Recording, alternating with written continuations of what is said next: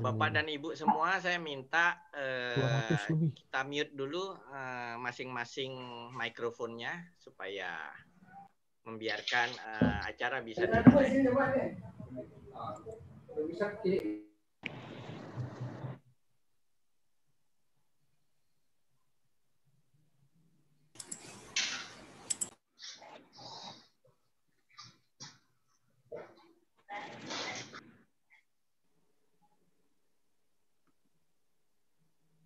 Halo semua, Prof. Bambang, Pak Ketua IAIS, Pak Lukas, Pak Indra, dan Bapak Ibu semua yang sudah hadir. Wow, hebat, 240 orang sudah partisipan. 550. Wow, hebat.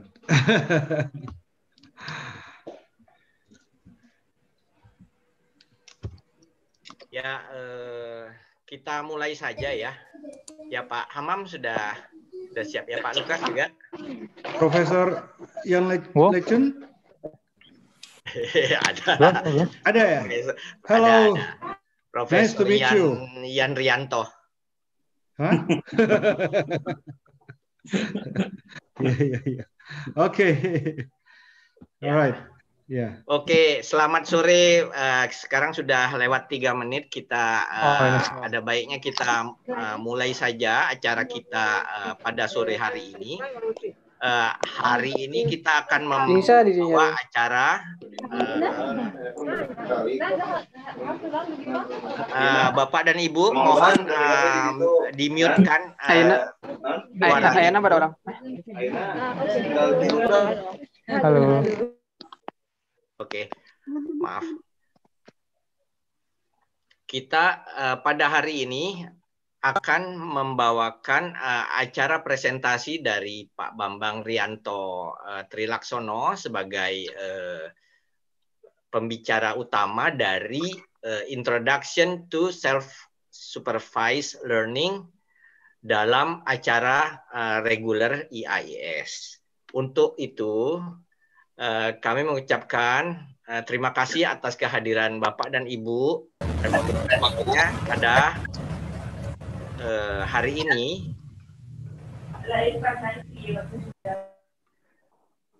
Sehingga kami dapat melakukan kegiatan ini dengan baik. Untuk tujuan dari acara ini adalah untuk berbagi pengetahuan kepada semua yang mengikuti ini tentang perkembangan dari metode learning dari deep learning. Kemudian acara ini dihadiri pula oleh Pak Hamam Riza dan adalah Kepala BPPT. Selamat sore Pak Hamam Riza. Kemudian dihadiri juga oleh Ketua IAIS yaitu Indonesia AI Society Pak Lukas. Selamat sore Pak Lukas. Ya. Kemudian Pak Bambang Rianto tentunya sebagai pembicara. Kami mengucapkan selamat datang kepada semua. Peraturannya mohon diikuti bahwa mohon mikrofon di mute semua. Untuk pembicara saja yang boleh di unmute. Tolong, terima kasih.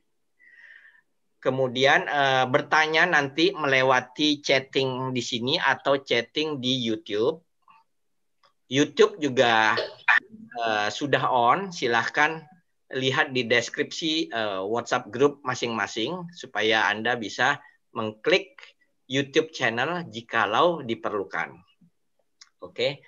Perkiraan waktu adalah 90 sampai 120 menit. Tergantung dari pertanyaannya. Kalau Pak Bambang ingin menjawab lebih banyak, ya kita extend sedikit ya Pak Bambang. Oke, untuk itu kami memulai acara ini dari sambutan dari Ketua IAIS Pak Lukas. Silakan Pak Lukas. Terima kasih Pak Indra. Selamat sore Ibu Bapak sekalian, khususnya Pak Hamam, Prof. Bambang. Terima kasih sudah hadir. Hari ini acara yang luar biasa bahwa ini kegiatan-kegiatan yang memang kita coba jaga sebagai bagian dari belajar bersama komunitas AI atau komunitas kecerdasan artifisial di Indonesia.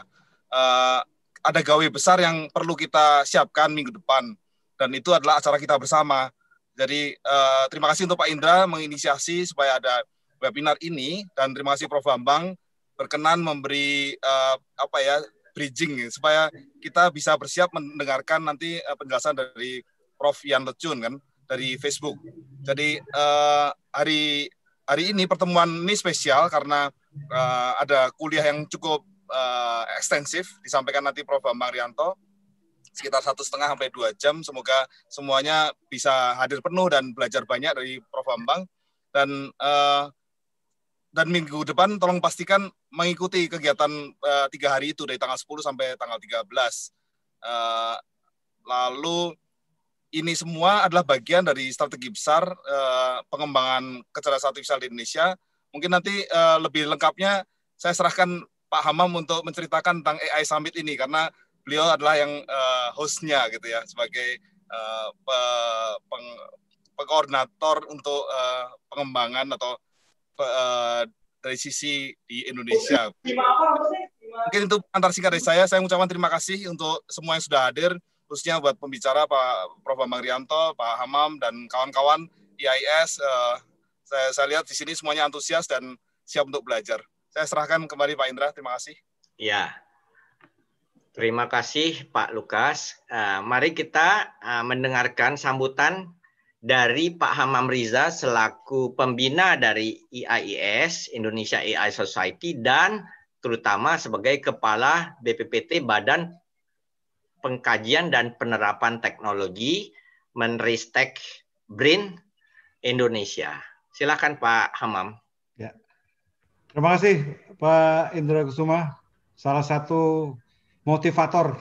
Wah, itu saya bukan moderator ya, tapi motivator dari kita, kerjasama kita dalam membangun kecerdasan artifisial di Indonesia.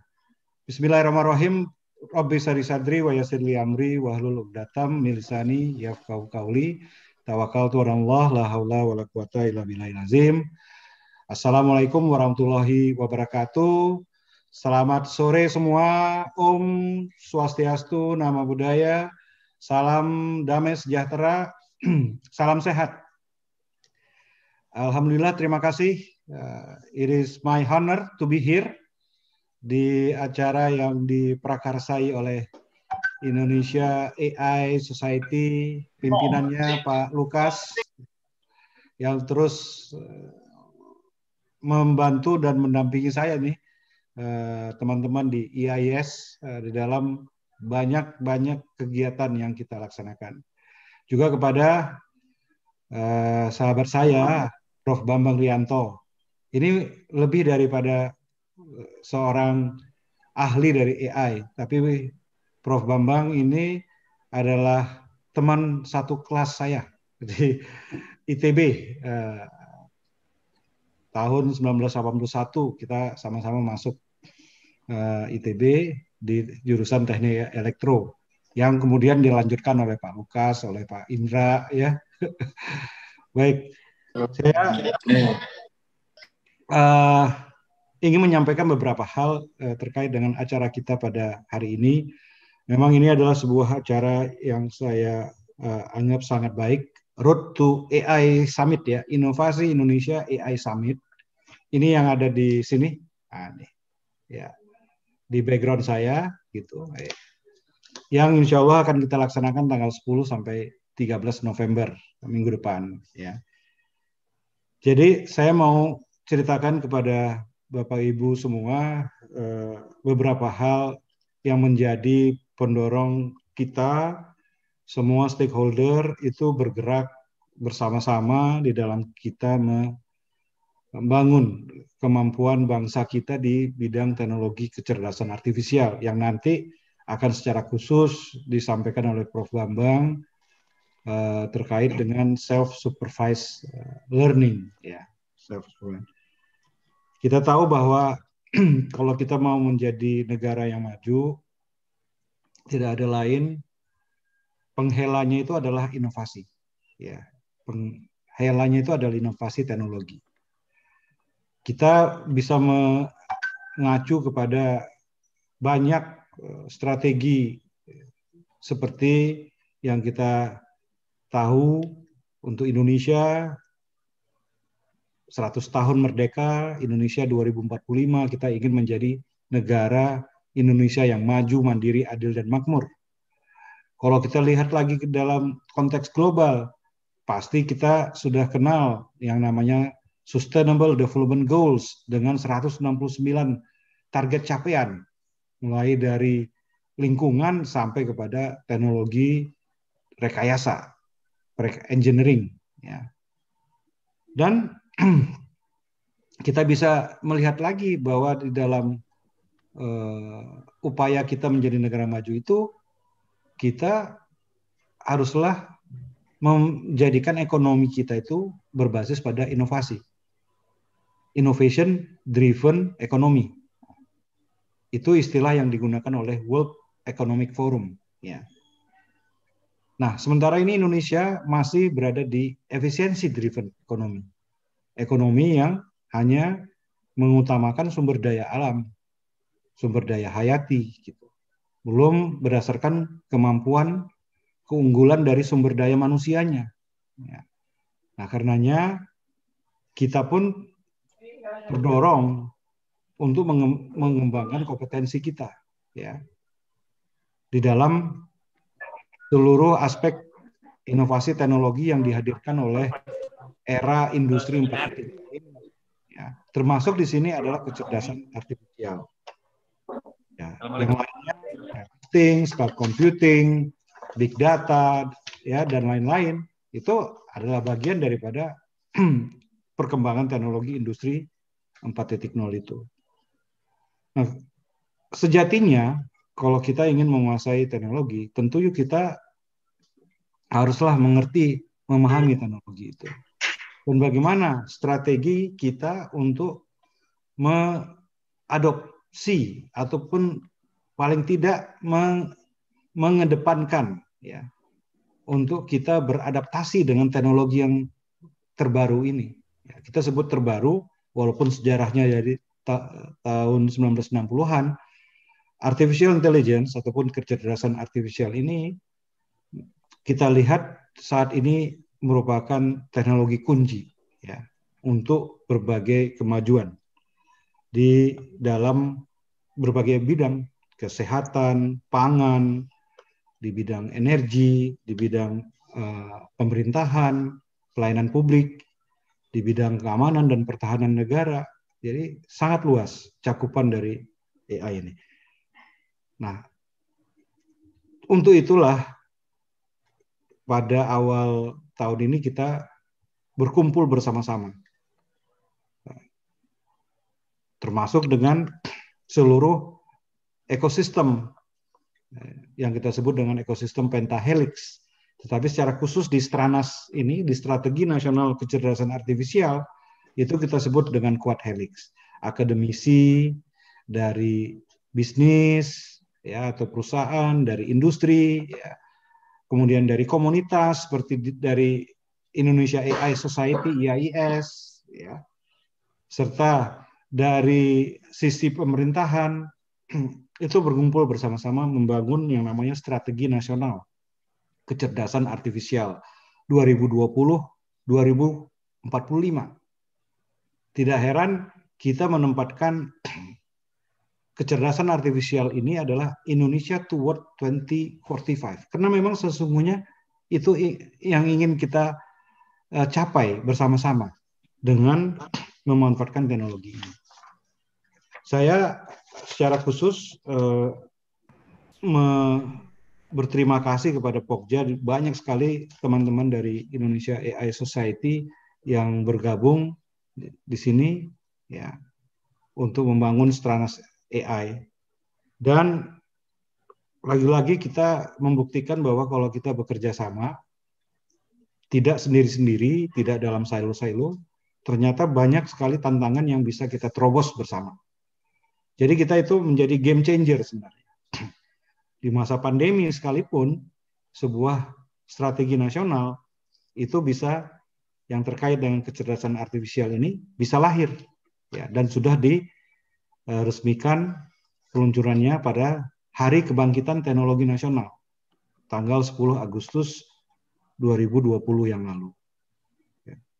Saya berterima kasih kepada Pak Lukas, kepada Pak Indra, kepada teman-teman, lebih-lebih lagi kepada Prof. Bambang, yang juga menghadirkan solusi kecerdasan artifisial ini untuk deteksi COVID-19 ya di dalam Task Force Riset Inovasi COVID-19.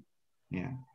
Yang mana di situ kita betul-betul ditantang, bisa nggak menghadirkan sebuah karya kita sendiri Indonesia di bidang kesehatan di sini kita sebut itu merupakan bagian daripada upaya kita ya. Jadi fungsi daripada untuk mengatasi COVID ini kan ada 3T yang kita kenal ya. Malah sekarang kita sebut dengan 4T. Testing, tracing, tracking, dan treatment. Plus D. D itu adalah detection dengan menggunakan artificial intelligence. Dan ini akan menjadi driver utama sebenarnya terhadap solusi teknologi kedokteran 4.0 kita sebutkan. Kalau kita menyesuaikan industri 4.0 dengan kemajuan teknologi di berbagai bidang kehidupan. Dan itu pula kenapa di dalam strategi nasional kecerdasan artifisial, Bapak Ibu semua akan menemukan 5 bidang prioritas, termasuk bidang kesehatan, ketahanan pangan, mobilitas, dan smart city atau kota cerdas. Di situ kita juga menemukan AI untuk pemerintahan dalam rangka kita mencapai reformasi birokrasi. Ya. Serta tentu saja AI untuk research and education, riset dan pendidikan. Nah, ini semua adalah bagian daripada upaya kita mendapatkan sebuah strategi nasional yang akan kita bahas secara mendalam, ya. Dan akan kita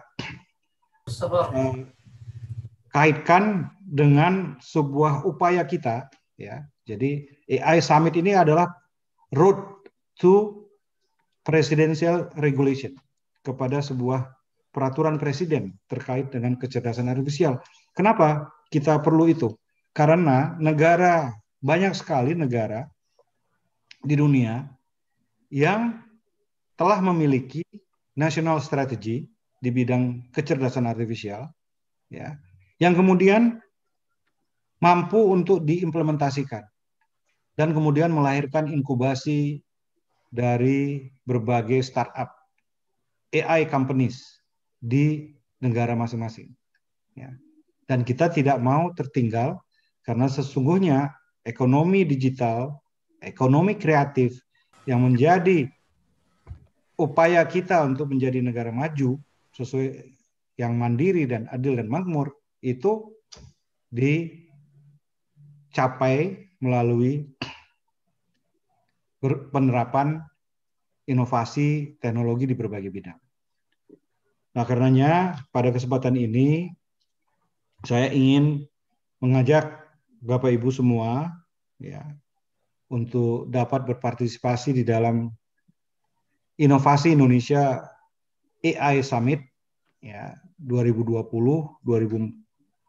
ini, karena disinilah kita akan bisa belajar banyak.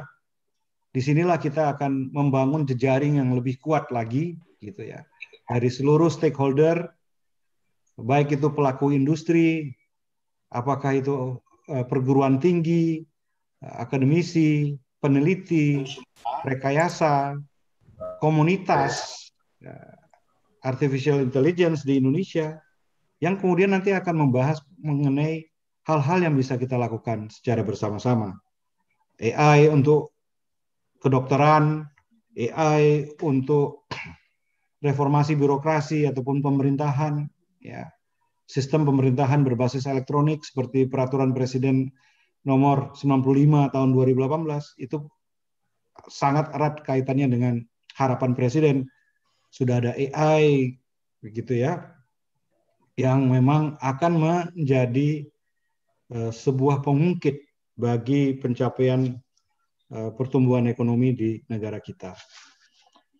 Bapak Ibu yang saya hormati, kesempatan hari ini di mana Prof. Bambang akan menyampaikan mengenai self-supervised learning ini sungguh merupakan kesempatan bagi kita untuk nanti bisa berinteraksi dengan salah satu mungkin orang yang dipandang sangat dominan ya di bidang kecerdasan artifisial, yaitu Profesor Ian Legend ya, yang menyebutkan bahwa self-supervised learning ini is the future of artificial intelligence.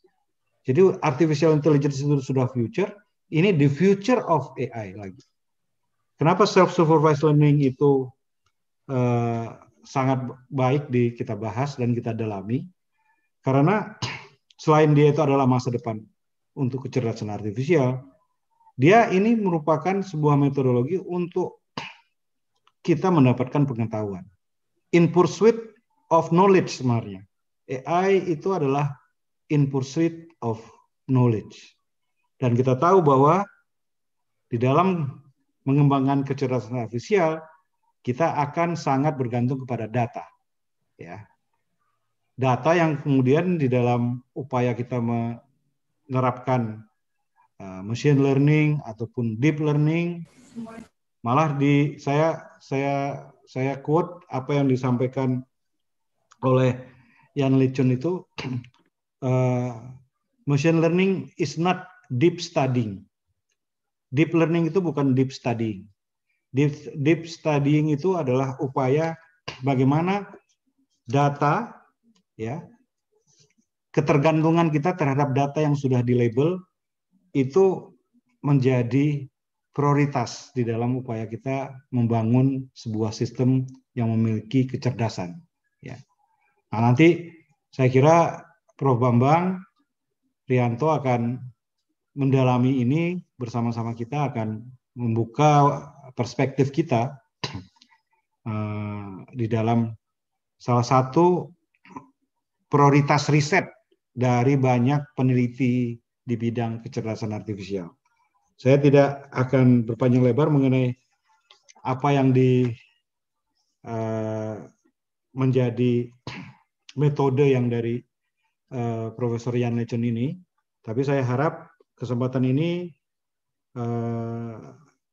dapat kita manfaatkan untuk belajar apa itu artinya membangun dataset dengan soft labeling misalnya, ya, sehingga data yang unsupervised itu kemudian menjadi supervised, self-supervised learning.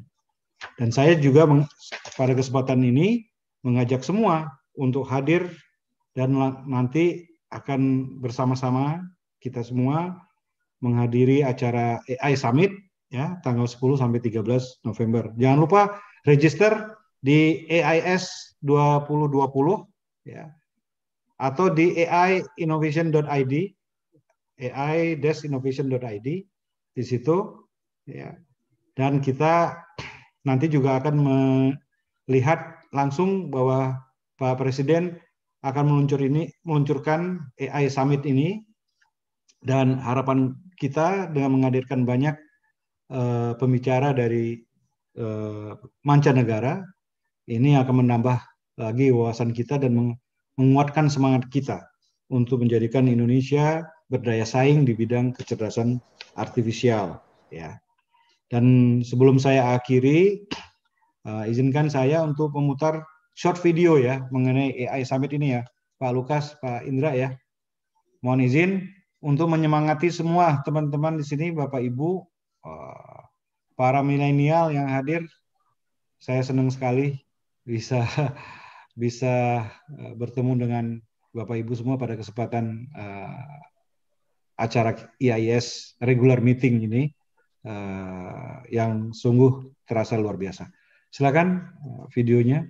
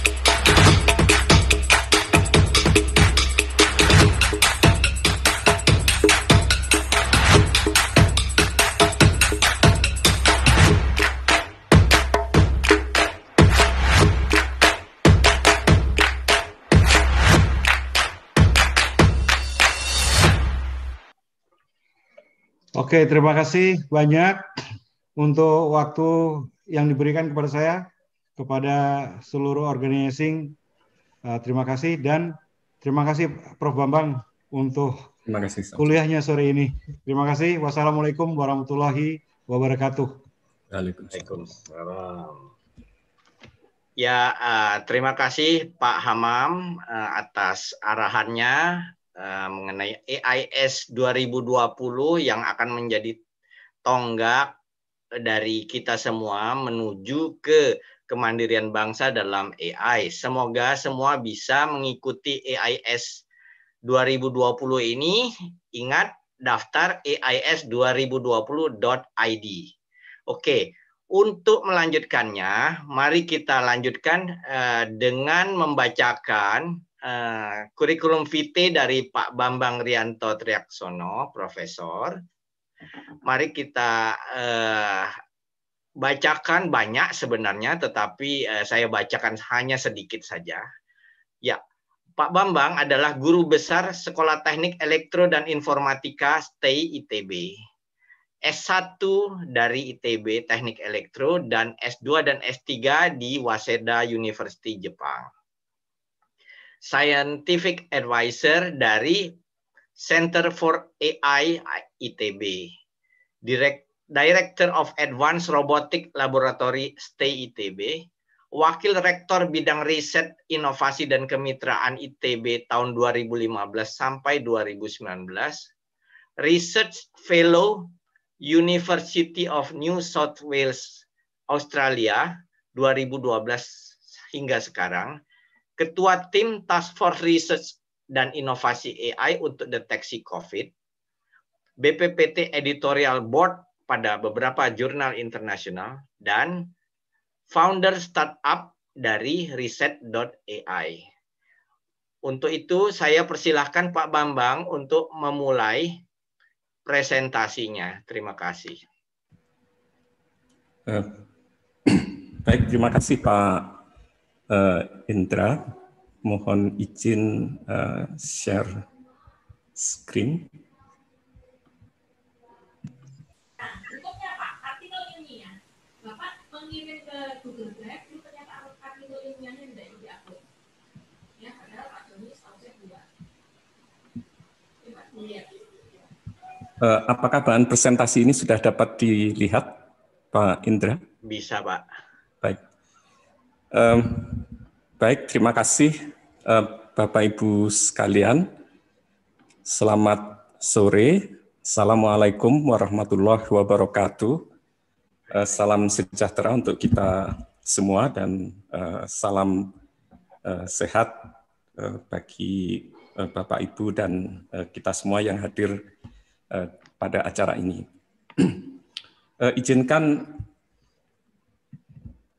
saya menyampaikan paparan tentang salah satu perkembangan terkini di dalam artificial intelligence, ya, satu topik yang disebut sebagai self-supervised learning.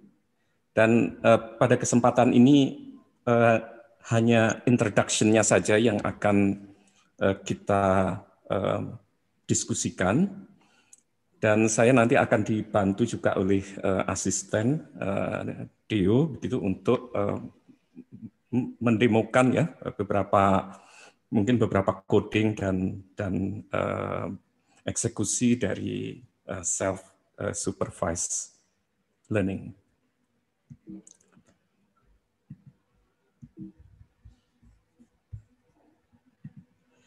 Nah, agenda kita adalah sebagaimana yang disampaikan pada slide ini. Yang pertama kita akan membahas lebih dahulu tentang deep learning sebagai salah satu paradigma modern di dalam artificial intelligence. Dan secara khusus kemudian kita akan membahas tentang salah satu mekanisme yang digunakan untuk melakukan pembelajaran ya, di dalam membangun model AI begitu yang diharapkan mendekati kemampuan kecerdasan manusia. Selanjutnya kita akan membahas tentang satu konsep yang penting di dalam machine learning dan deep learning dewasa ini, yaitu transfer learning, yang pada dasarnya merupakan cara bagaimana kita mentransfer knowledge dari satu model AI ke task yang lain. Lalu kita akan membahas tentang alasan ya mengapa perlu dikembangkan, terutama dalam beberapa tahun terakhir ini, self-supervised learning. Dan selanjutnya kita akan membahas tentang workflow atau pipeline gitu yang biasanya digunakan atau dikembangkan di dalam self-supervised learning. Yang salah satunya adalah apa yang disebut sebagai pretext task di dalam self-supervised learning. Jadi beberapa metode yang basic dan mungkin 1-2 yang advance itu akan kita bahas di dalam pretext task pada self-supervised learning ini. Dan terakhir kita akan saya serahkan ke Saudara Dio gitu untuk menyampaikan paparan tentang coding serta mendemokan bagaimana self-supervised learning itu dapat bekerja atau dieksekusi. Nah, kita tahu bahwa paling tidak mungkin dalam 2 dekade terakhir dari perkembangan artificial intelligence itu berkembang machine learning, dan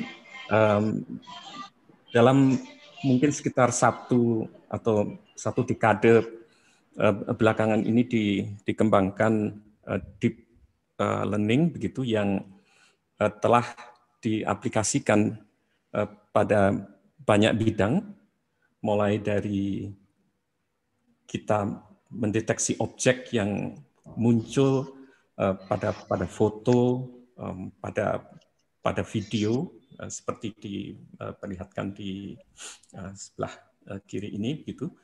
Kemudian melakukan masking gitu terhadap objek-objek tertentu yang kemudian kita mask gitu. Lalu juga digunakan untuk human pose estimation gitu, yang biasanya nanti dipakai mungkin dalam kaitannya dengan game dan sebagainya. Termasuk diantaranya untuk mengenali satu tempat tertentu berdasarkan foto yang kita lihat. Di sini adalah salah satu contoh arsitektur dalam deep learning yang berkembang dalam beberapa tahun terakhir ini. Jadi diterapkan baik pada foto, pada understanding terhadap citra foto, mungkin juga terhadap video, text, natural language processing, maupun berbagai macam jenis data yang lain. Tetapi khusus pada kesempatan paparan pada sore ini, kita akan fokuskan pada computer vision, jadi data-data yang sifatnya visual. Nah, kalau kita bicara tentang machine learning, pada prinsipnya dibagi menjadi mungkin 3 begitu ya, tiga bidang.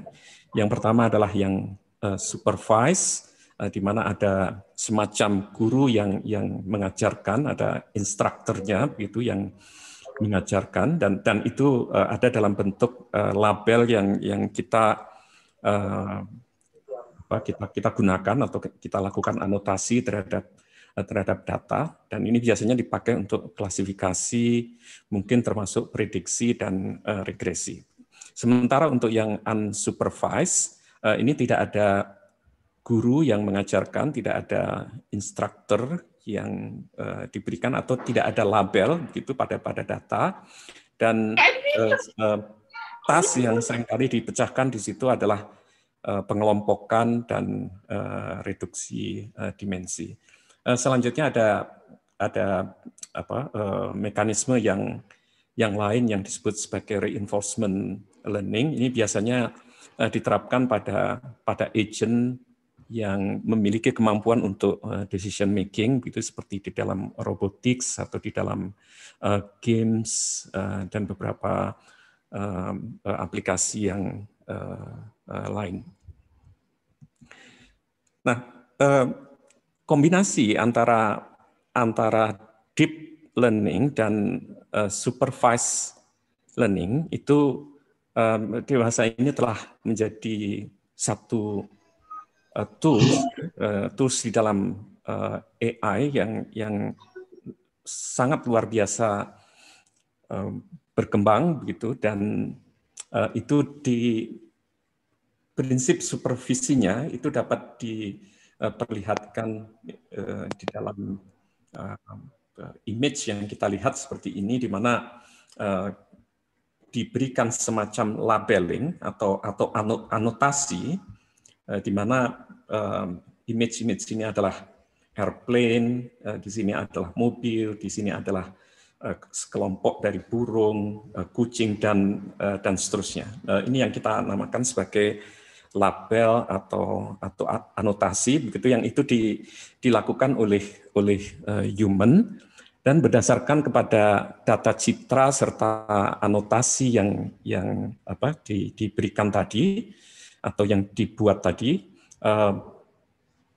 deep learning yang pada dasarnya nanti akan kita lihat merupakan satu model dari jaringan saraf tiruan yang terdiri dari sejumlah layer, itu kemudian melakukan proses pembelajaran gitu terhadap data-data yang diajarkan ini, yang kita sebut sebagai training set gitu, dan kemudian diberikan satu image yang baru setelah deep learning itu melakukan proses pembelajaran, apakah kemudian model deep networks yang sudah pintar tadi itu dapat memprediksi image baru begitu yang diberikan, yang mungkin saja tidak ada di dalam training set kita. Tetapi tentu saja ini akan membutuhkan komputasi yang luar biasa begitu, dan biasanya memerlukan graphical processing unit itu untuk melakukan training terhadap deep network model.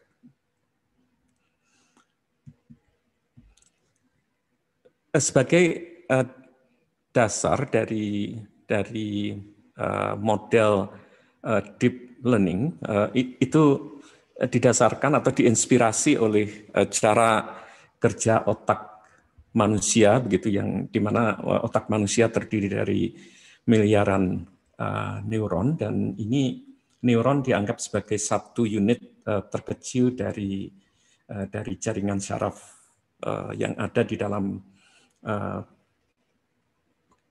kepala manusia begitu, di otak manusia atau makhluk hidup secara umum, dan dimodelkan oleh bentuk seperti ini yang terdiri dari sejumlah input, lalu sejumlah bobot W ini, dan dijumlahkan, kemudian ditambahkan dengan satu konstanta tertentu yaitu biasnya, lalu diterapkan kepada satu fungsi nonlinear tertentu, apakah berbentuk sigmoid, berbentuk softmax, berbentuk fungsi saturasi dan sebagainya, untuk menghasilkan output dari neuron ini.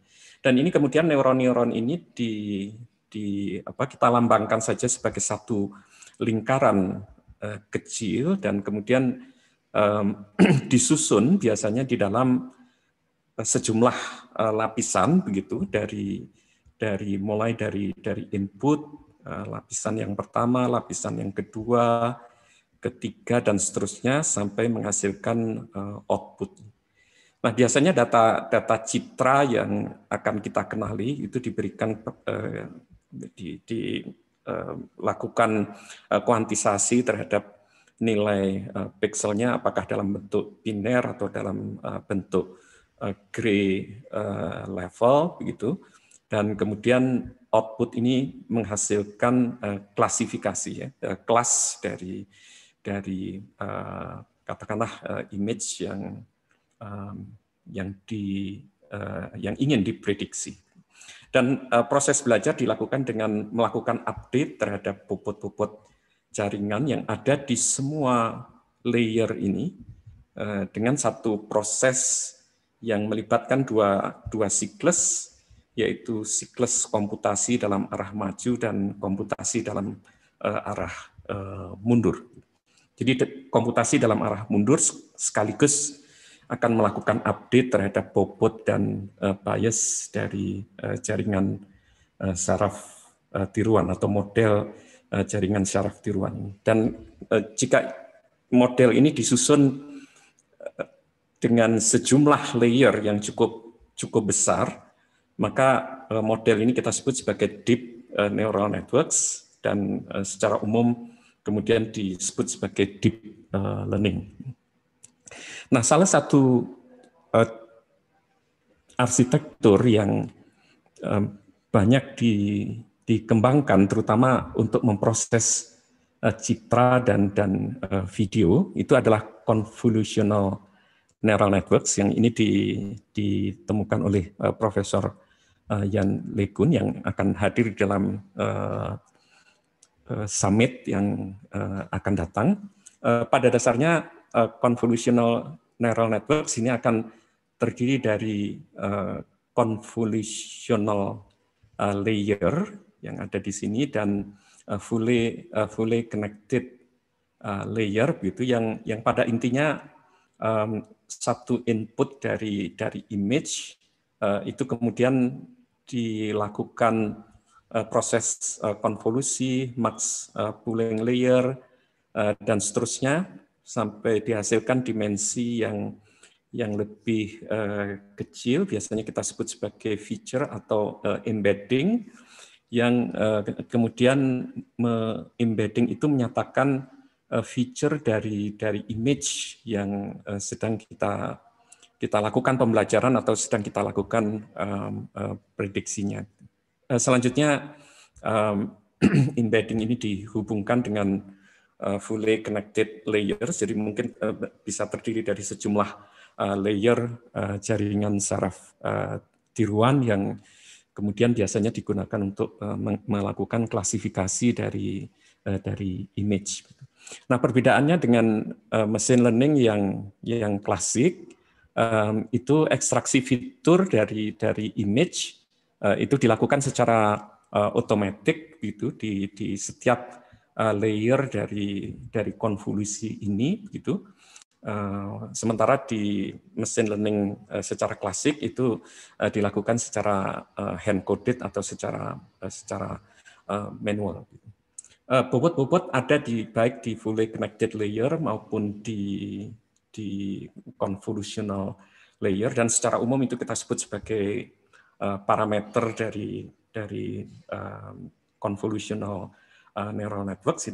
Bisa ada ribuan atau ratusan ribu atau bisa lebih banyak lagi, dan itu nanti akan diupdate melalui komputasi dalam arah backward yang biasanya menggunakan teknik yang standar seperti back propagation. Demikian dilakukan seterusnya komputasi forward dan backward sampai kemudian untuk seluruh image yang diterapkan itu output dari convolutional neural networks ini itu sesuai dengan yang diinginkan. Yang diinginkan tadi itu adalah label ya, label atau anotasi dari image yang digunakan untuk dalam tanda kutip mengajari convolutional neural networks ini untuk dapat melakukan klasifikasi dari citra.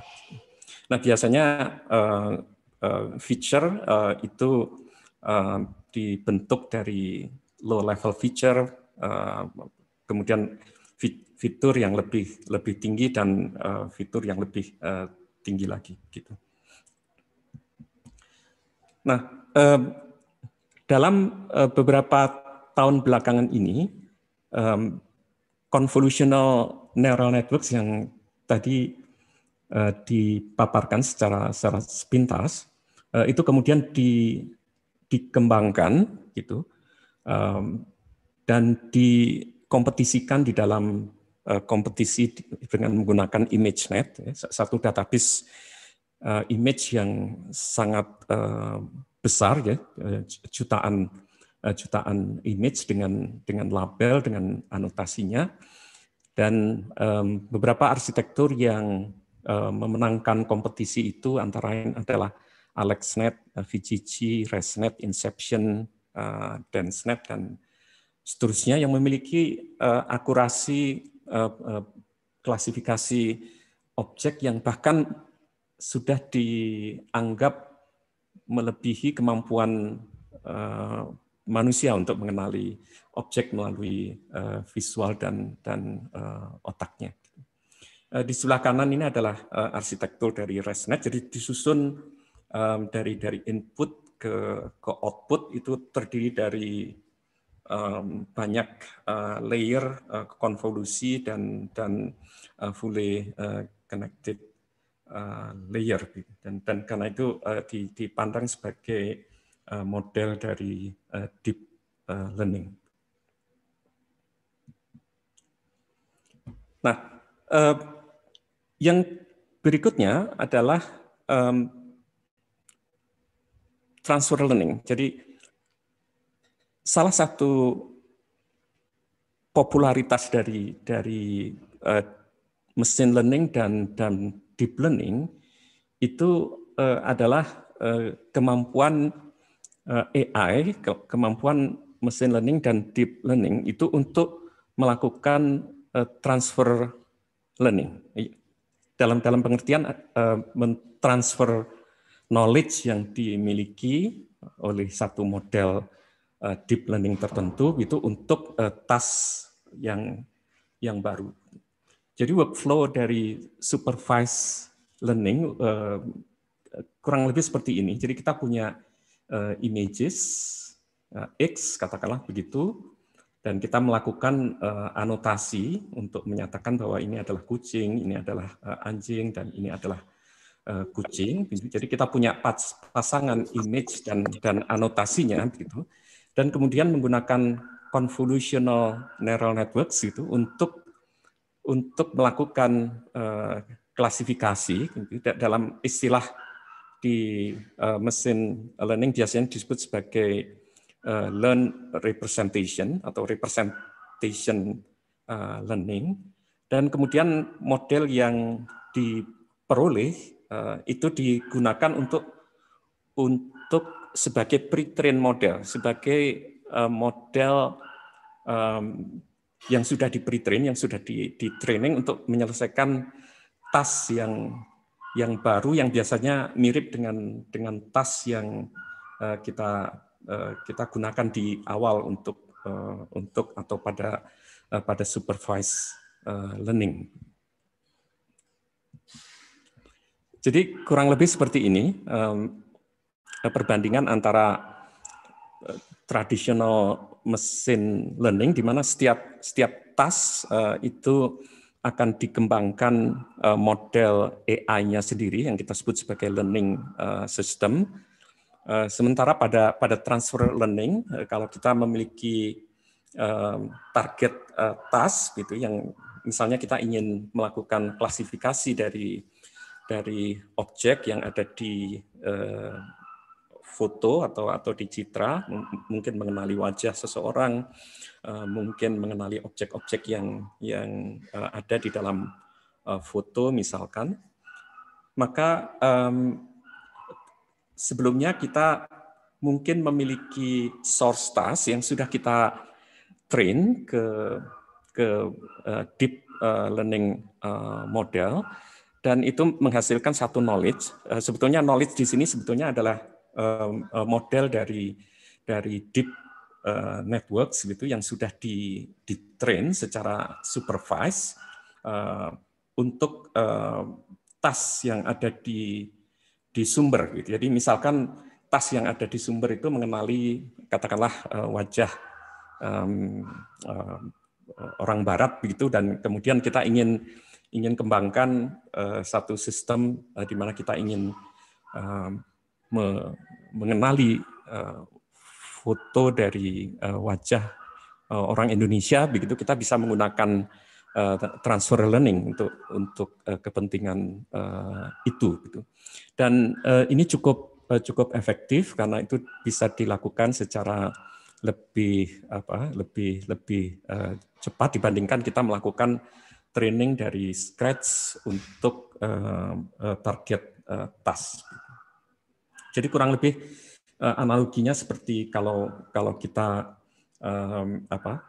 bisa mengendarai sepeda, itu mungkin akan mudah untuk kita bisa memiliki kemampuan untuk mengendarai motor, kurang lebih seperti itu. Dibandingkan misalnya kalau kita tidak punya skill untuk mengendarai sepeda dan langsung mengendarai motor, itu akan perlu waktu yang lebih banyak. Jadi ilustrasinya seperti ini, dan secara spesifik pada transfer learning itu kita akan di sini adalah source task-nya. Jadi model sudah dibangun, sudah dilakukan training di situ. Ini misalnya adalah satu convolutional neural networks gitu. Layer-layer yang pertama ini yang berwarna hijau di dalam transfer learning itu kemudian akan kita gunakan kembali gitu pada task yang baru di sebelah bawah ini. Nah, tetapi karena target task itu mungkin sedikit berbeda dengan source task-nya. Jadi misalkan source task-nya itu untuk mengenali objek-objek tertentu, sementara di target task-nya untuk mengenali objek-objek yang lain, gitu. Maka beberapa layer dari fully connected layer itu ditambahkan di convolutional neural network, dan itu di train begitu, di update bobotnya, tapi mempertahankan beberapa layer yang di depan ini bisa merupakan convolutional layer maupun fully connected layer. Nah, pertanyaannya kemudian, tadi kalau kita memiliki jutaan image, biasanya deep learning di-train dengan mungkin paling tidak dengan puluhan ribu images begitu. Kalau kita ingin misalkan mengenali satu objek tertentu di dalam satu image, maka kemudian anotasinya akan sangat luar biasa besar, pasti memerlukan waktu yang lama, biasanya sangat ekspensif begitu kalau kita melakukan outsourcing, dan seringkali juga terdapat kesalahan yang dilakukan oleh manusia, karena sesuatu hal mungkin karena image-nya itu blur begitu ya, jadi tidak pasti bagaimana cara melakukan anotasinya, dan itu menjadi bottleneck gitu untuk menghasilkan label-label yang bersesuaian. Jadi pertanyaannya adalah apakah anotasi yang biasanya dilakukan secara manual itu bisa dilakukan secara lebih otomatis gitu. Itu pertanyaannya. Nah, mengapa mengapa diperlukan anotasi yang kalau bisa dilakukan secara lebih otomatis? Itu karena kita menjumpai berlimpah data ya, apakah dalam bentuk foto, video maupun teks mungkin di internet, di sosial media gitu, yang sangat luar biasa besar dan tumbuh sangat meningkat dengan kecepatan dan volume yang luar biasa besar, dan hampir semua data yang ada itu tidak berlabel. Hanya sedikit yang memiliki label. Jadi misalkan foto ini adalah foto si A dan foto ini adalah merupakan anjing atau kucing atau yang lain gitu. Itu berlimpah data yang tidak disertai dengan anotasi atau dengan labelnya. Gitu. Jadi mengapa kemudian self-supervised learning ini berkembang?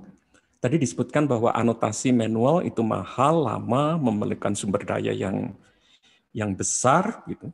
Beberapa jenis data itu mungkin sulit untuk kita mendapatkan anotasi, ya, misalkan citra untuk medis. Gitu. Jadi kami berpengalaman mengembangkan model AI untuk deteksi COVID dari CT scan dan X-ray, dan untuk mendapatkan anotasi itu kita memerlukan radiolog yang punya keahlian gitu, dan itu juga memerlukan waktu untuk anotasi oleh radiolog. Tersedianya berlimpah data tanpa label. Jadi sebagai contoh, Facebook itu ada 1 miliar foto per hari yang diunggah, dan 300 jam video diunggah ke YouTube itu per menit gitu. Dan kebanyakan itu tidak berlabel.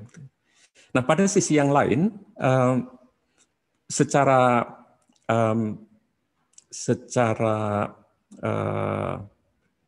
psikologi itu juga dipelajari bagaimana cara bayi itu belajar gitu, dan ditemukan kebanyakan dari bayi mungkin pada usia 1 sampai 4-5 tahun itu tidak melakukan pembelajaran secara tersupervisi. Itu juga menjadi alasan mengapa self-supervised learning itu kemudian dikembangkan mungkin dalam beberapa tahun terakhir ini. Nah, kurang lebih workflow-nya seperti ini. Nanti kita akan tampilkan beberapa ilustrasi yang membantu untuk memahami workflow atau pipeline dari self supervised learning. Jadi misalkan kita punya images begitu tanpa label, dan kemudian kita menggunakan memanfaatkan properti dari data image itu sendiri. Misalkan nanti kita akan pelajari satu contoh, apakah satu image itu dilakukan rotasi 0 derajat, 90 derajat, atau 180 derajat, begitu misalkan, dan kita menggunakan convolutional neural networks gitu untuk mempelajari rotasi dari image. Tadi misalkan dirotasi 0 derajat, 90 derajat, atau 180 derajat gitu. Dan dalam proses melakukan prediksi tadi itu, kemudian dilakukan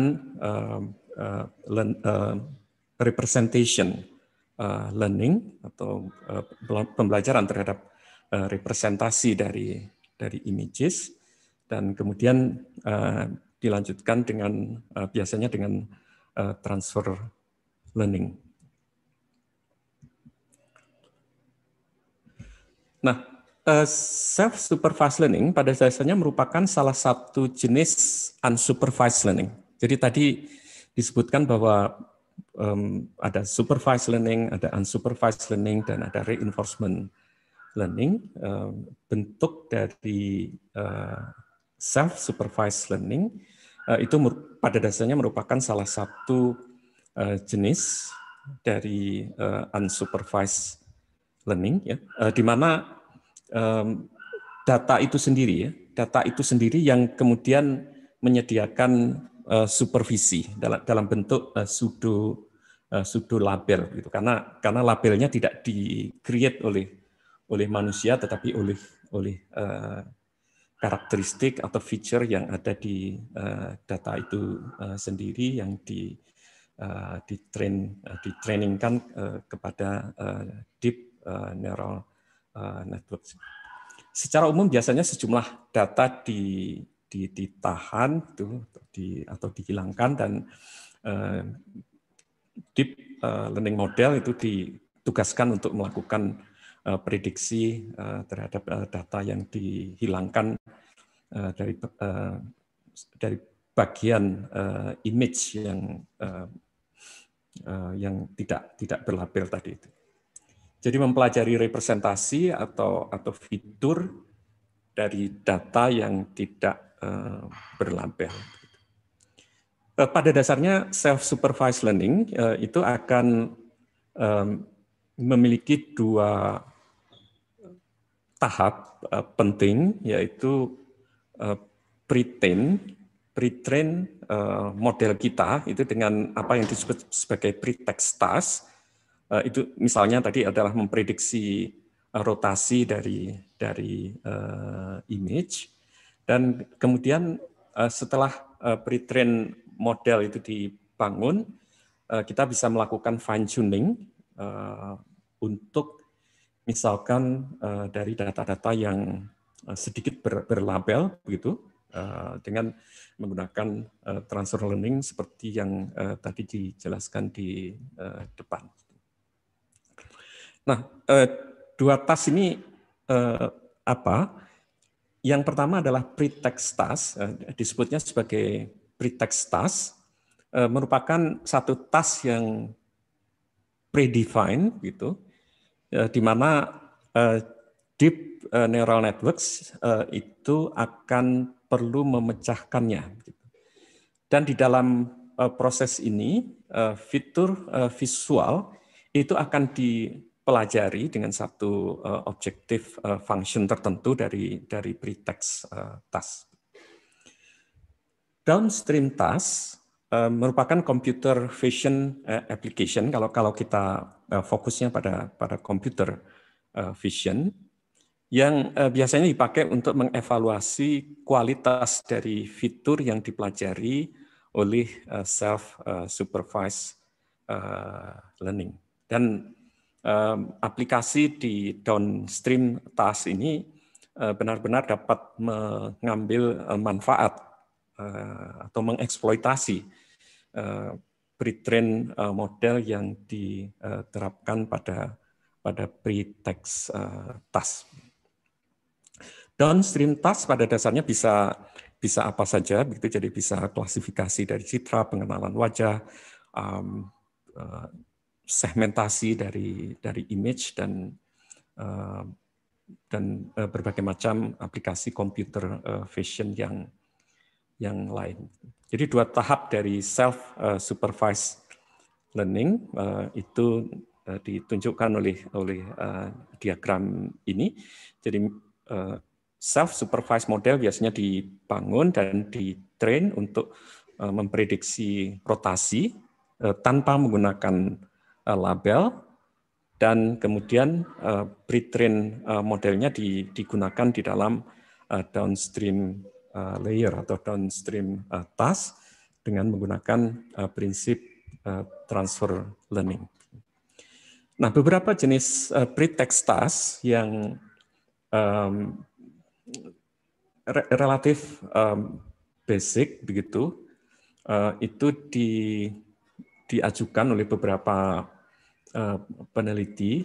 Itu adalah rotasi, kemudian pewarnaan, inpainting, jigsaw, lalu penempatan image patch pada posisi yang seharusnya, dan lain-lain. Ini barangkali diagram yang bisa memperlihatkan bagaimana self-supervised learning itu dilakukan. Jadi misalkan kita punya data image animals, begitu, dan kita ingin mengenali animal X dan animal Y, mungkin kuda dan zebra, begitu misalkan. Dan data-data ini tidak berlabel. Lalu kita define proxy task-nya itu sebagai pretext task, dan dalam hal ini adalah misalkan melakukan rotasi image ini 90 derajat dan 180 derajat. Dan task kita adalah memprediksi tingkat rotasi dari image tidak bergantung kepada kategori dari binatang yang dikandung di dalam image yang bersangkutan. Jadi pretext task-nya adalah menggunakan deep neural networks, biasanya merupakan convolutional neural networks, untuk melakukan prediksi apakah rotasinya 0 derajat, 90 derajat, 180 derajat, merupakan satu probability biasanya gitu. Dan ini menghasilkan pre-train model gitu. Dan kemudian pada pre-train model ini telah dipelajari fitur-fitur yang penting gitu dari image yang diajarkan tanpa label tadi, untuk selanjutnya digunakan di dalam downstream task-nya. Misalkan secara sederhana mengklasifikasi image itu sebagai kuda atau zebra, begitu, dengan jumlah label yang sedikit, atau bahkan bisa tanpa label. Nah, rotasi adalah salah satu yang biasanya dipakai untuk pretext task, tapi juga ada yang lain, yaitu pewarnaan, ada kombinasi dari pretext task, kemudian ada contrastive learning, CLR, yang nanti akan kita bahas agak lebih detail.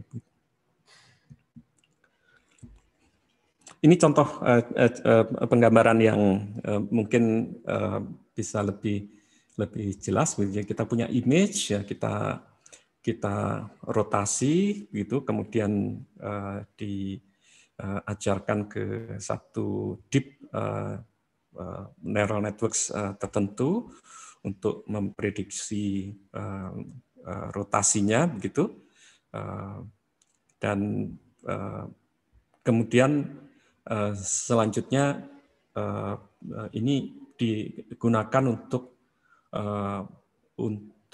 mengklasifikasi satu image tertentu gitu, dan ini bisa fix, dan downstream task-nya bisa menggunakan linear classifier gitu, untuk misalkan mengklasifikasi ini ke dalam 5 kelas image dari objek gitu. Atau misalkan digunakan untuk melakukan segmentasi semantik dari image, melakukan object detection. Jadi kemudian kita juga akan melakukan fine tune gitu terhadap model pre-train model yang kita bangun secara unsupervised pada pretext task-nya. Kalau neural networks kita itu merupakan convolutional neural nets, gitu, itu penggambarannya ditunjukkan oleh ini. Jadi fitur visual dari image yang dataset yang unlabeled itu dipelajari melalui pelatihan convolutional net untuk memecahkan pretext yang sudah di-define sebelumnya, dan setelah pelatihan pretext itu selesai, parameter yang dipelajari, bobot-bobot jaringan, bias, dan berbagai macam parameter yang ada di dalam deep learning model kita, itu lalu ditransfer ke downstream task, biasanya secara umum melalui fine tuning. Dan kinerja dari downstream task itu dipergunakan untuk mengevaluasi kualitas dari fitur visual yang dipelajari di dalam pretext task. Selama transfer pengetahuan, fitur dari beberapa lapisan pertama tadi di awal, itu biasanya digunakan kembali di dalam downstream task. Karena di sini kita akan menggunakan transfer learning, jadi beberapa knowledge yang dipelajari di pre-train model kita, itu kemudian dibawa atau digunakan kembali di downstream task. Colorization adalah salah satu bentuk yang lain gitu dari pretext task. Jadi misalkan kita punya satu image, lalu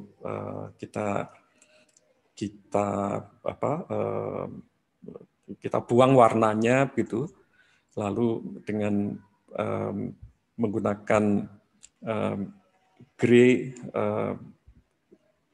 image ini, kemudian kita menggunakan deep learning model untuk memprediksi warnanya gitu, dan prediksi dari warna itu tentu saja bisa di compare dengan true color-nya. Ya. Jadi dalam hal ini nanti kita bisa mendefinisikan semacam loss function. Jadi untuk colorization itu kira-kira seperti ini. Jadi kita punya image berwarna, kita generate grayscale dengan grayscale filternya untuk menghasilkan image yang tidak berwarna ini, dan setelah itu image yang tidak berwarna itu kita terapkan kita train ke satu convolutional neural networks gitu, biasanya merupakan encoder dan decoder untuk memprediksi warnanya dan kemudian membandingkan dengan actual yang ada di dalam data awal kita gitu. Ini diperlukan untuk mendefinisikan loss function yang nanti perlu diminimize oleh mesin learning kita. In-painting adalah salah satu jenis yang lain. Jadi kita punya image, lalu kita hilangkan sebagian dari image itu, dan kemudian kita masukkan ke satu neural networks begitu, bisa merupakan generative artificial neural networks gitu, yang akan melakukan prediksi bagian image yang dihilangkan tadi itu harusnya seperti apa begitu, dan kemudian tentu saja bisa dibandingkan dengan yang actualnya untuk menghasilkan loss. Jadi ini penjelasan dari in-painting tadi. Dan ini sebagai reference image, dan ini adalah katakanlah bagian yang diprediksi oleh deep neural networks kita. Cara lain dari pretext task itu adalah kita secara acak mengambil bagian tertentu dari foto atau dari image gitu, dan kemudian kita jadikan satu patch tertentu sebagai reference gitu, lalu bagian yang lain itu ingin diprediksi dia sebenarnya ada di posisi mana gitu. Apakah di bawah, di kanan, atau di kanan atas ini atau itu gitu ya. Jadi ini yang nanti akan diprediksi oleh deep learning kita. Jadi prosesnya kurang lebih seperti ini. Jadi misalkan kita bagi menjadi 8 patch gitu, lalu yang biru kita jadikan sebagai reference. Kita ambil 2 image ini, dan misalkan image yang ketiga, jadi Y-nya sama dengan 3 gitu. Lalu network kita dengan satu classifier tertentu itu nanti akan memprediksi di sebelah mana seharusnya image yang nomor 3 ini gitu ya. Tentu secara visual kita bisa memprediksi bahwa yang image ini memang harusnya ada di sebelah kanan atas ya, di pojok kanan atas. Yang lain adalah jigsaw puzzle. Ini juga termasuk pretext yang dikembangkan orang untuk representation learning. Jadi di dalam jigsaw puzzle ini image dibagi ke dalam beberapa patch gitu, lalu patch itu dipermutasi gitu, dan network kemudian di-train untuk memprediksi permutasinya. Jadi misalkan menghasilkan prediksi ini, maka ini kemudian bisa dibandingkan dengan image yang di awal ya, sebelum diproses begitu. Ini juga sering dilakukan gitu, menempatkan frame pada urutan yang sebenarnya. Biasanya ini terkait dengan video atau mengklasifikasi image yang terganggu gitu. Lalu ada beberapa advanced pretext task yang mungkin dalam 1, 2, 3 tahun belakangan ini dikembangkan, dan salah satunya adalah SimCLR. Ini sebenarnya masih banyak metode yang dikembangkan untuk pretext task.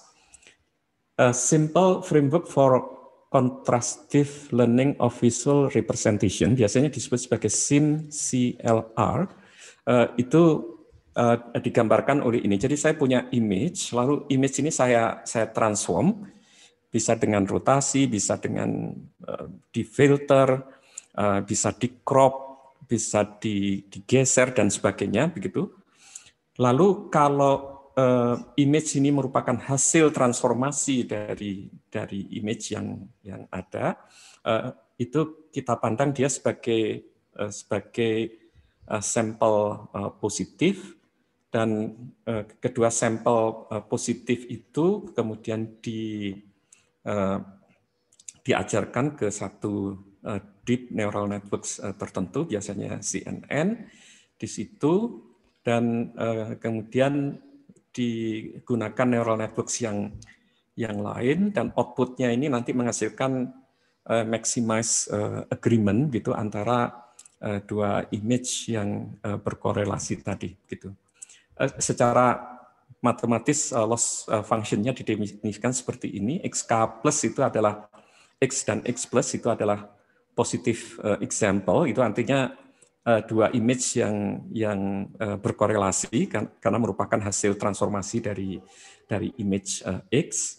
Sementara X min itu adalah contoh image yang lain yang tidak berkorelasi dengan X gitu. Dan loss function ini nanti didefinisikan sehingga untuk image yang berdekatan itu dianggap sama begitu, sementara untuk image yang negatif itu dianggap tidak sama. Jadi ini contoh dari bagaimana cara mengenerate transform dari image, misalnya seperti ini. Lalu kita punya yang di bawah ini contoh-contoh yang tidak sama dengan pesawat, gitu. Misalkan ini adalah mungkin orang hutan, ini burung, rumah dan sebagainya. Ini kita sebut sebagai contoh-contoh yang negatif, dan itu yang nanti oleh deep neural networks itu diupayakan untuk tidak sama, gitu. Dan pasangan-pasangan negatif ini biasanya di-generate cukup besar, gitu, dengan pasangan positif yang cukup kecil, gitu, untuk nanti diajarkan kepada jaringan syaraf tiruan. Kurang lebih ilustrasinya seperti ini, gitu. Jadi ini adalah image yang ditransformasi dari ini dan itu berkorelasi, gitu. Jadi ini akan attract satu dengan yang lain, gitu. Sementara antar ini itu adalah saling menolak, gitu, antar image yang berbeda ini. Kurang lebih ilustrasinya seperti itu, SimCLR. Dan belakangan ini dilakukan evaluasi terhadap performance dari SimCLR sebagai pretext task di dalam self-supervised learning, dan akurasinya itu tergantung dari ini ya, tergantung dari arsitektur deep networks yang digunakan. Itu sudah mencapai 80%, dan seperti gambar di sebelah kanan ini sudah hampir menyamai, kalau tidak dibilang sudah menyamai kemampuan untuk supervised learning. Tapi perhatikan bahwa yang supervised learning itu membutuhkan label dan anotasi yang sangat luar biasa besar, begitu. Sementara yang SimCLR itu yang berlabel hanya perlu sedikit. Dan kekuatan atau keunggulan atau mungkin advantage ya dari SimCLR itu karena kombinasi dari transformasi, kemudian proyeksi nonlinear dengan multilayer perceptron di bagian atas tadi itu, dan scalingnya dalam arti jumlah epoch yang digunakan di dalam pelatihan. Kombinasi dari transformasi itu diperlihatkan pada ini. Jadi misalkan crop dan resize itu seperti ini, gitu. Kemudian cut out, lalu ada Gaussian blur dan sebagainya, itu menghasilkan ini. Jenis terakhir barangkali perlu disampaikan bahwa self-supervised learning yang kita diskusikan memang lebih banyak digunakan untuk citra, tetapi sebenarnya juga dikembangkan untuk natural language processing, gitu, juga untuk video, termasuk yang belakangan ini multimodal, gitu ya, antara video dengan misalkan dengan voice atau suara, gitu. Jadi self-supervised learning itu belakangan ini telah dikembangkan berbagai pendekatan untuk representation learning pada pretext task, dan self-supervised learning ini bermanfaat untuk banyak sekali aplikasi di computer vision yang atau di mana sebagian besar data, kalau tidak dikatakan semua data, itu tidak berlabel. link ke beberapa source code diberikan dan saya akhiri. Demikian yang disampaikan. Mungkin saya berikan kesempatan kepada asisten saya, Deo, untuk menunjukkan sedikit demo dari SIM CLR pretext task, simpler framework for contrastive learning untuk pretext. Silakan, Saudara Deo. Baik, terima kasih Pak Bambang. Selamat sore semuanya, Bapak Ibu sekalian. Nama saya Christoporus Deo. Saya dari Reset.ai akan mencoba mendemokan salah satu code dari self-supervised learning dengan menggunakan pretext SIM CLR. Saya share screen dulu.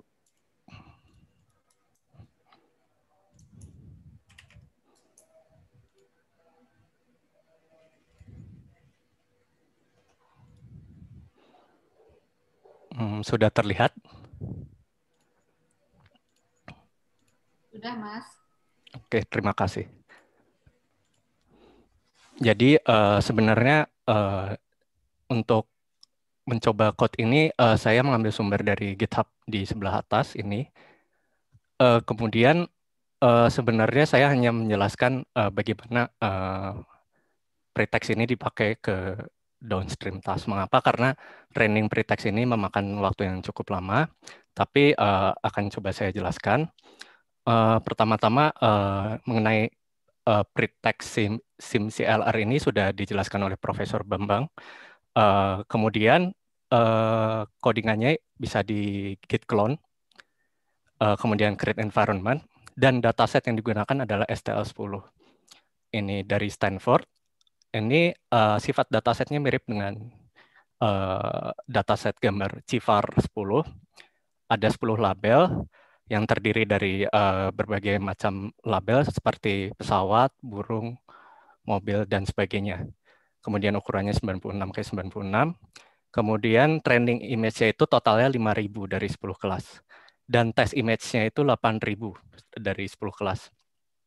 Kemudian yang menarik adalah dari dataset STL10 ini memiliki 100.000 unlabeled image. Jadi tujuannya adalah apakah data 100.000 ini bisa dipakai ke dalam training. Karena labelnya tidak ada. Seperti itu. Kemudian apabila di sesi lain mungkin bisa melakukan download code, kemudian download datasetnya, kemudian melakukan training. Jadi ada beberapa konfigurasi. Kemudian di sini saya menjelaskan bahwa ini yang di training adalah pretext-nya. Jadi menggunakan dataset STL10, trainingnya menggunakan 5.000 image dari train set plus sekitar 100.000 image dari unlabeled set. Dan tesnya itu adalah 8.000 image. Dan ketika di run, mohon maaf saya tidak mendemokan trainingnya karena waktu yang dibutuhkan cukup lama. 2 jam untuk 40 epoch atau 40 kali loop pengulangan training. Tapi saya sudah melakukan training di lain waktu dan saya sudah memperoleh hasil modelnya, model.pth. Jadi ini menggunakan framework PyTorch. Kemudian anggaplah saya sudah memperoleh model pretext SIM CLR ini, kemudian saya cobakan dievaluasi ke downstream task. Lanjut, ini hanya semacam download atau setting dataset. Kemudian saya mulai di sini. Jadi saya import library, kemudian menggunakan PyTorch, saya menggunakan GPU. Kemudian ini adalah code untuk load dataset STL10. Jadi kalau dijabarkan yang untuk dipakai buat training di downstream task ini itu hanya 5.000 dataset. Jadi beda sama yang pretext tadi. Yang ini itu jumlah training datanya 105.000, beda dengan downstream task. Nah, di downstream task-nya hanya menggunakan 5.000. Mengapa? Karena tujuan dari downstream task itu untuk bisa menyelesaikan task-task dengan dataset yang memang jumlahnya sedikit. Seperti itu. Kemudian di sini saya sampling 12 data pertama dari STL10. Begini, ada berbagai macam label. Kemudian dataset tesnya 8.000. Jadi hasil evaluasi yang akan saya tunjukkan itu bagaimana performa pretext SIM-CLR ini terhadap dataset 8.000 buah ini ketika sudah dimasukkan ke downstream task ini. Nah, untuk awal-awal saya mengikuti panduan dari source code yang diberikan bahwa menggunakan PCA untuk sebagai pembuktian unsupervised learning-nya terlebih dahulu. Jadi jumlah komponen yang digunakan di PCA-nya adalah 10. Jadi ini ada sebuah config. Config-nya ini adalah config training, isinya adalah penjabaran trainingnya, dan kebetulan kelas yang dipakai adalah 10. Jadi di PCA-nya menggunakan 10 komponen, seperti itu. Di sini training sedang melakukan training PCA, harap menunggu sebentar.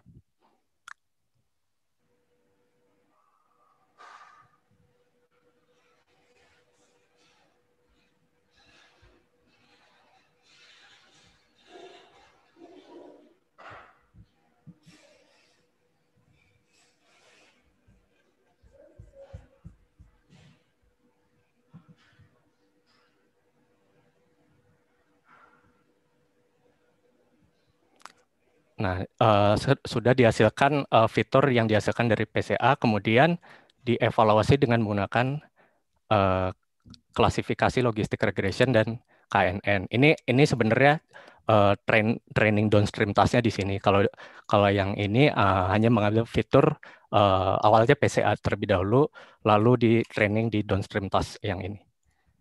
Ini sudah ada hasilnya, tapi sebenarnya hasilnya tes score-nya 34% di logistic regression dan di KNN itu 29%. Seperti itu.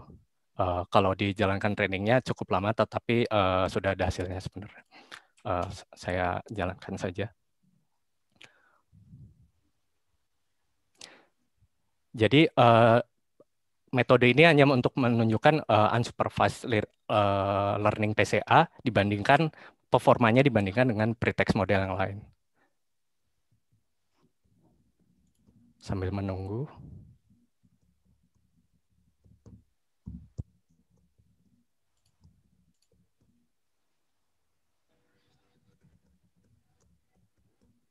Ada pertanyaan, ini PCA langsung dari gambar? Iya, jadi gambarnya itu dikonversikan menjadi sebuah fitur, kemudian di PCA.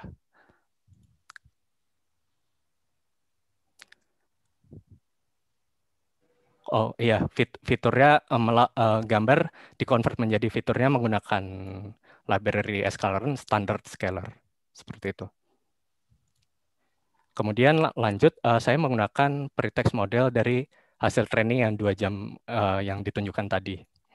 Jadi konfigurasi adalah saya menggunakan 40 epoch dan inputnya itu gambar dan outputnya itu ada 256 embedding. Jadi SIM-CLR ini menggunakan embeddings.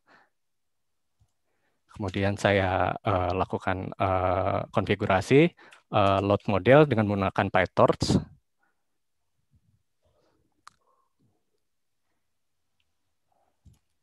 Kemudian ini settingan data loadernya. Kemudian ini mengambil fitur konversi dari gambar menjadi fitur embedding tadi dengan menggunakan pretext SIM-CLR. Jadi ada 5.000 gambar training, kemudian fiturnya 512.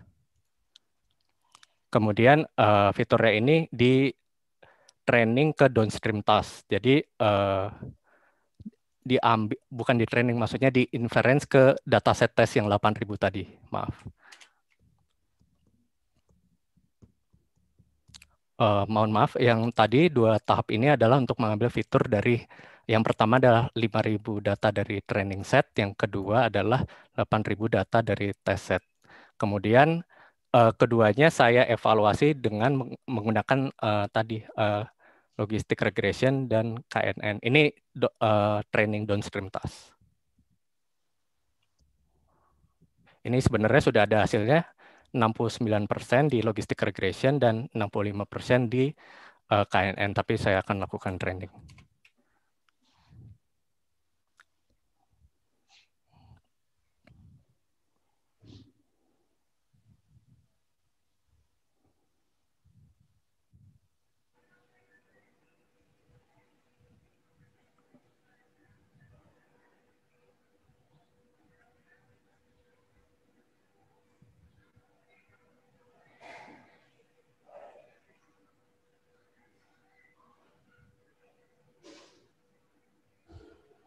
Baik, sambil menunggu. Untuk selanjutnya itu sebenarnya dari GitHub yang saya adopsi itu sudah menyediakan pre-train, pre-text. Karena prosesnya sama, saya skip saja sambil menunggu hasil training dari training yang saya sendiri coba. Mungkin saya langsung simpulkan saja yang evaluasi logistic regression-nya itu performanya 69% di dataset 8.000. Nah, ini sambil menunggu, ini dari GitHub, dari yang saya adopsi ada pre-train, prosesnya sama persis, dan hasil pre-train-nya dari GitHub yang saya adopsi menghasilkan performa yang lebih besar sedikit. Bedanya mengapa? Karena mungkin ada settingan hyperparameter yang mungkin belum saya oprek lebih lanjut, seperti itu. Nah, ini pretext model ini mirip sekali konsepnya dengan pre-train model, terutama yang paling populer itu ImageNet pre-train model. Jadi saya mencoba membandingkan performa pretext model SimCLR ini dengan pre-train ImageNet.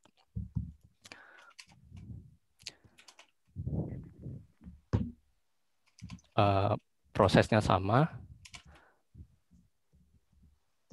Kemudian saya training downstream task-nya, tapi sebenarnya sudah ada hasilnya. Pre-train ImageNet menunjukkan angka yang lebih tinggi. Mengapa? Karena sebenarnya masalahnya tuh bukan dari performa di bawah ada hasilnya, perbandingan hasilnya. Yang perlu dilihat itu kalau saya yang buat saya menarik itu di test score logistic regression. Yang poin yang bisa saya ambil itu sebenarnya bukan mengapa pre-train ImageNet akurasinya lebih tinggi daripada self-supervised, bukan seperti itu. Tapi justru self-supervised ini menggunakan unlabeled data yang tidak ada labelnya, kemudian di self-supervised dengan menggunakan metode SimCLR, dan mendapatkan akurasi yang hampir mendekati pre-train ImageNet. Padahal ImageNet itu di jutaan image dan anotasinya juga jutaan. Itu effortnya sangat besar sekali. Namun saya hanya menggunakan 5.000 data train set dan 100.000 data yang nggak ada labelnya. Dan itu dites ke 8.000 data yang sama. Itu pretext dari hasil self-supervised learning ini menghasilkan performa yang bersaing seperti itu. Itu mungkin sudah cukup, mungkin yang itu saja yang bisa saya paparkan. Ya. Baik, terima kasih Deo untuk demonya. Gitu. Saya kembalikan ke Pak Indra. Sementara itu saya juga menjawab beberapa pertanyaan yang muncul di chat maupun yang disampaikan secara private ke saya. Terima kasih.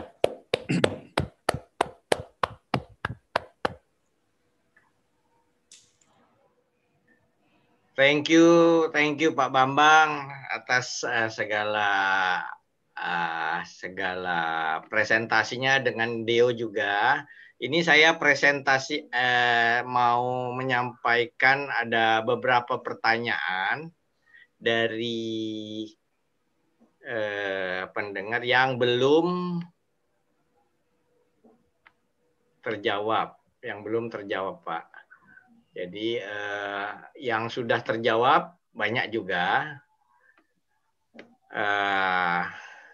Apakah ada yang ini Pak? Saya bacakan satu. In painting ini apakah bisa digunakan untuk generate film 3D? Itu pertanyaan dari salah satu peserta. Bisa dipilih nanti jawabannya Pak. Untuk TensorFlow keras apakah sudah ada? Ya. Kemudian yang ini juga dari Pak Indar ini, apa bedanya self-supervising sama semi-supervised? Kemudian pretext ini mirip data augmentation, tapi yang diprediksi adalah rotasinya, label rotasinya disediakan atau belajar sendiri. Nah, kemudian ada yang sudah dijawab juga tadi, kebetulan energy based learning untuk SSL ini apakah akan dijelaskan? Nah, ya, kemudian ada pertanyaan apakah metode ini bisa diterapkan pada voice signal forensik? Lalu terakhir, bukan terakhir sih, ada dua lagi, ini PCA langsung dari gambar ya, gitu. Itu saya sebelum pindah ke dua pertanyaan setelah page ini, apakah Deo dan Pak Bambang mau menjawab beberapa darinya? Ya, mungkin yang pertama saya belum memeriksa apakah in painting itu bisa digunakan untuk generate film yang tiga dimensi, gitu ya. Tapi itu bisa didefinisikan atau bisa dicobakan di downstream task-nya, gitu. Jadi pretext task-nya bisa menggunakan in painting, dan setelah representation learning-nya itu dipelajari lalu bisa digunakan untuk downstream task. Nah, persoalan yang mungkin masih menjadi penelitian saat ini adalah bagaimana kita bisa mendefinisikan pretext begitu yang sifatnya lebih independen terhadap jenis downstream task yang akan dikerjakan, gitu ya. Itu satu tantangan yang saya kira cukup menarik gitu untuk diteliti lebih lanjut. Di TensorFlow dan Keras, setahu saya untuk yang advance ya, seperti SimCLR dan beberapa yang lain, itu setahu saya masih belum ada, tapi PyTorch itu sudah ada seperti yang tadi ditunjukkan oleh Deo. Gitu. Kemudian self supervised learning memang sebetulnya bagian dari unsupervised, gitu. Tampaknya juga ada yang mengkategorisasikannya sebagai semi supervised learning kalau itu dimaksudkan sebagai kombinasi antara unsupervised dan supervised learning. Pretext task memang menggunakan augmentasi data yang salah satunya tadi untuk kalau pretext-nya merupakan rotasi, itu network belajar sendiri begitu rotasi yang dibentuk gitu oleh image. Jadi tidak di-create oleh oleh human, gitu. Tidak di-create oleh kita, tapi diprediksi sendiri oleh deep neural networks modelnya. Tadi sudah saya jawab untuk energy based learning itu karena memerlukan background matematik yang mencukupi begitu. Jadi memang kita tidak bahas, tetapi saya kira ada banyak link yang mengarah kepada paparan dan juga paper ya dari Jan LeCun dan grup gitu yang bisa dipelajari lebih lanjut, dan ini nanti saya serahkan secara langsung saja saya kira kepada Profesor Jan LeCun untuk menjelaskannya di dalam acara AI Indonesian Summit gitu. Apakah bisa diterapkan di voice ini? Tentu bisa gitu ya. Jadi tapi memang fokus kita pada image. Tapi seperti yang saya jelaskan tadi bisa digunakan untuk teks, untuk image, untuk voice, untuk natural language understanding dan processing, maupun untuk yang sifatnya multimodal gitu ya. Jadi yang menggabungkan misalkan video dengan voice gitu. Itu perkembangan yang relatif terkini dari self-supervised learning. Kalau PCA-nya dari ini ya, tadi Deo ya, bisa dijelaskan secara langsung tadi. Oh iya, jadi PCA-nya langsung, jadi image-nya itu dirubah ke NumPy array, kemudian di reshape ke bentuk PCA, kemudian di training dengan komponennya 10, seperti itu Pak. Ya. Silakan Pak Indra. Ya, itu ada lagi Pak, 2 lagi. Oh, Deo, programnya kan sudah ada di GitHub ya? Di Google Colab, ya. Tolong linknya aja, kalau ada linknya di GitHub mana Pak, tolong di chat ya, Pak Deo. Ya. Nanti disampaikan di WA Group. Di WA Group saja ya. Oke, kemudian itu terakhir, pertanyaan terakhir. Jumlah kelas sih tidak ada ininya ya, pada dasarnya bisa banyak kelas juga, tapi memang cenderung yang banyak kelas itu kemudian memerlukan training yang lebih, pretext-nya juga banyak juga ya, lebih banyak ya Pak ya. Yeah. Oke Pak, saya rasa ini sudah mendekati akhir, jadi saya mau summarize sedikit Pak, yang Bapak jelaskan tadi. Self-supervised learning itu sebenarnya menggantikan peran human untuk labeling pada semi supervised, di mana kita menggunakan sedikit dari data-data unsupervised itu, lalu kita lakukan pretext untuk dimanipulasi, kemudian dilakukan secara otomatis soft labeling atau pseudo labeling gitu ya Pak ya.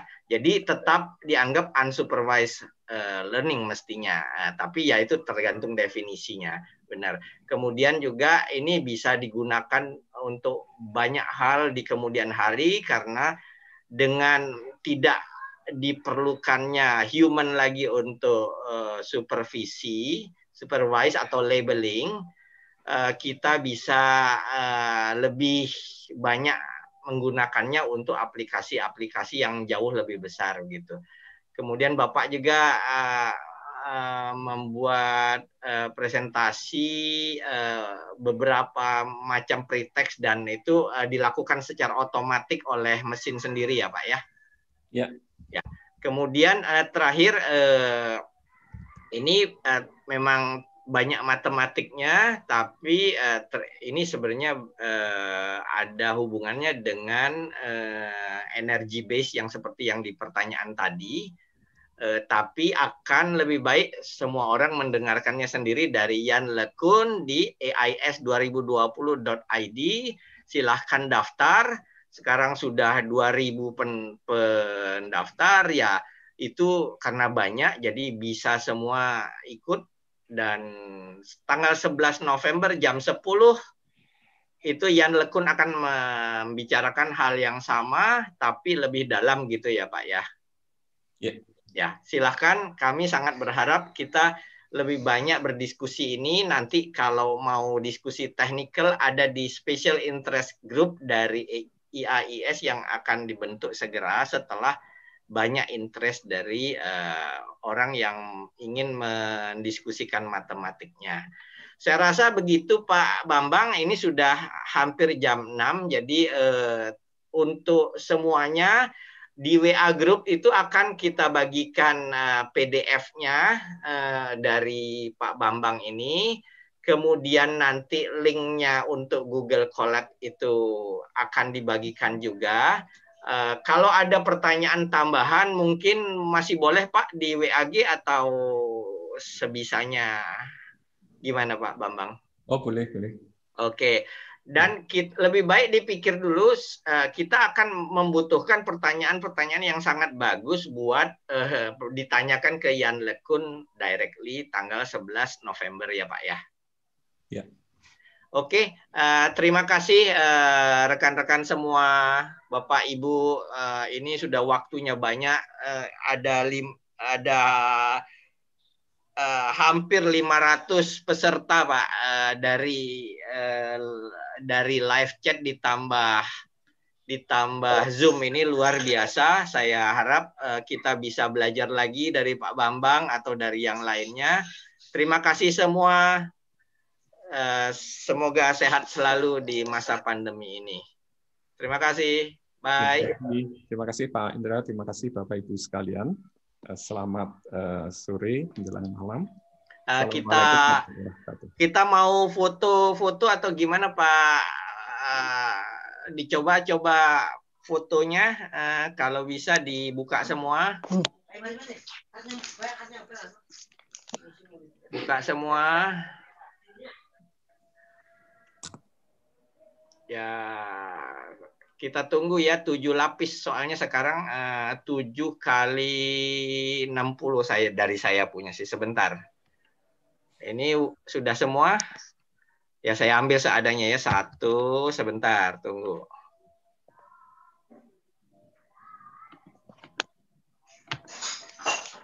Yo, apa ini? Kucing paling? Kayak ini aku baru 1,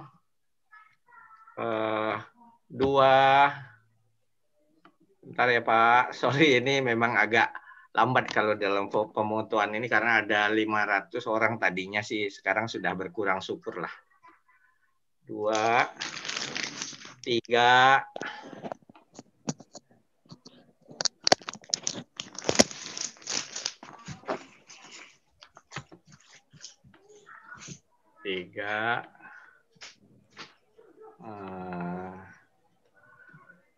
Empat sudah berkurang, di 4 itu sudah nggak ada gambar-gambarnya. Mungkin saya akan kalau nggak ada gambar-gambarnya, tapi sayang juga, lebih baik saya ambil semua aja. 5, 2 lagi ya, sebentar ya. 5, 2 lagi Pak, mohon sabar. 6.